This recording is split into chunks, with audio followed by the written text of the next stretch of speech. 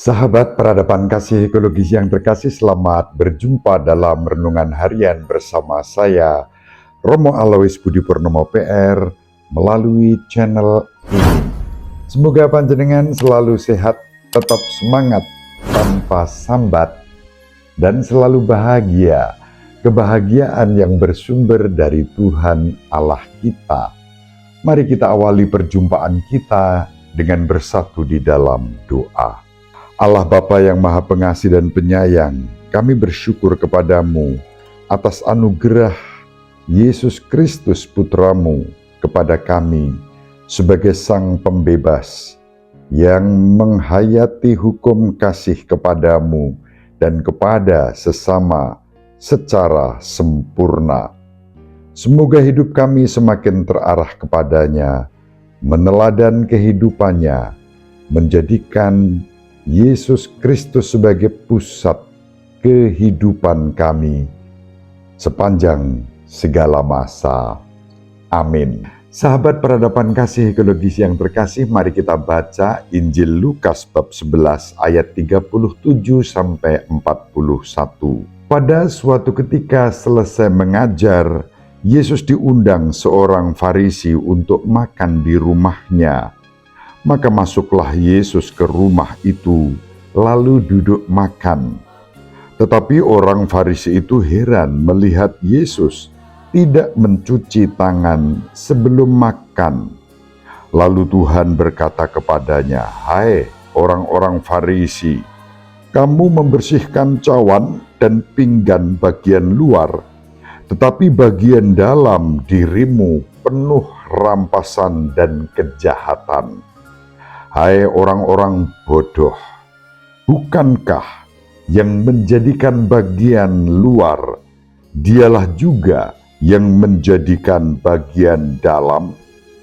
Maka berikanlah isinya sebagai sedekah, dan semuanya akan menjadi bersih bagimu." Demikianlah sabda Tuhan.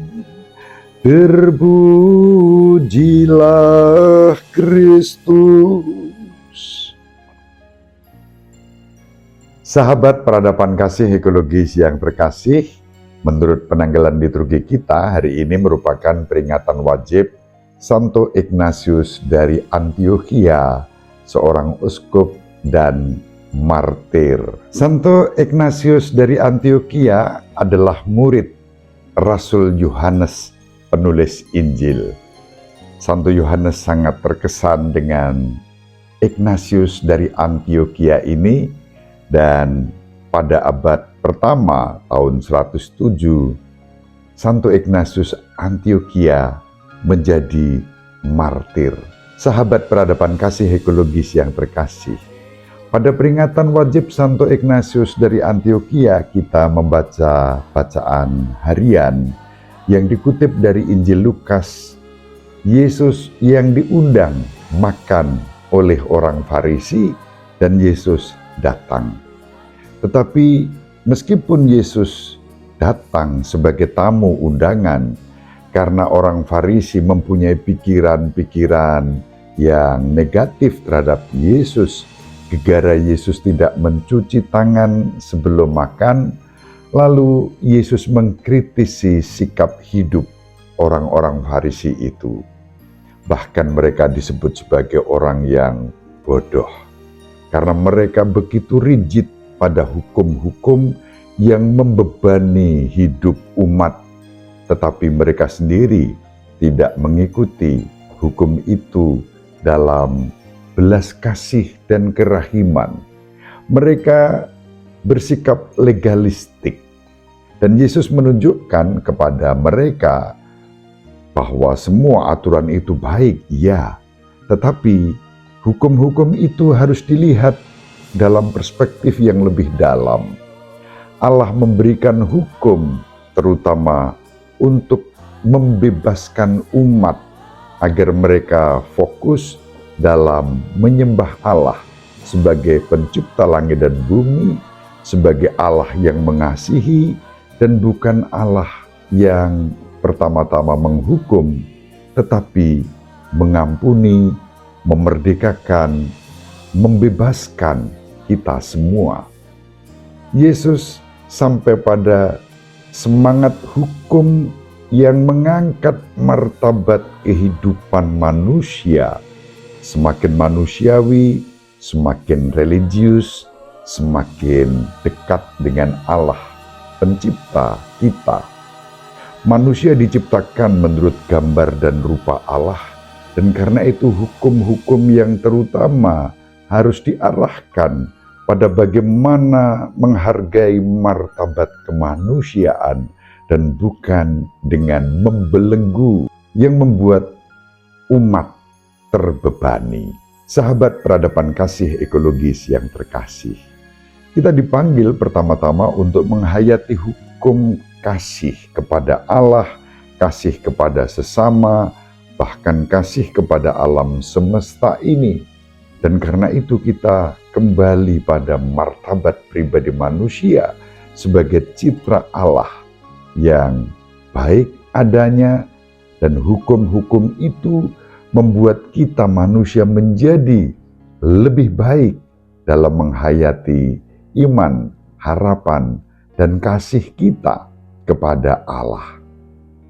Tuhan kita Yesus Kristus memberikan sikap kritis bukan pertama-tama untuk sekadar beda, tetapi ingin kembali kepada hukum yang terpenting, yaitu jati diri kehidupan manusia yang diciptakan seturut gambar dan rupa Allah. Dan karena itu manusia harus dihormati sedemikian rupa dalam semangat kasih, kerahiman, keadilan untuk kesejahteraan. Memberi sedekah, amal kasih, tindakan karitatif merupakan salah satu ekspresi bagaimana kita mempersembahkan yang terbaik bagi Allah, bagi sesama. Sahabat peradaban kasih ekologis yang terkasih, mari kita saling mendoakan agar kita dimampukan menghayati hukum-hukum bukan dengan semangat legalistik, tetapi dengan semangat penuh kasih, kerahiman kepada sesama kita. Ibu Maria selalu mendoakan kita, Bapak Yusuf merestui kita dengan keheningannya. Semoga panjenengan semua sahabat peradaban kasih ekologis yang terkasih bersama seluruh anggota keluarga dimanapun berada, dibimbing, dilindungi, dan diberkati oleh Allah yang Maha Kuasa, Bapa dan Putra dan Roh Kudus. Amin. Terima kasih, salam sehat, tetap semangat tanpa sambat. Selalu bahagia, kebahagiaan yang bersumber dari Tuhan Allah kita. Salve, shalom, salam sejahtera, berkah dalam. Sahabat peradaban kasih yang terkasih, sampai jumpa pada episode berikutnya. Terima kasih atas kebersamaan kita. Salam peradaban kasih ekologis, berkah dalam.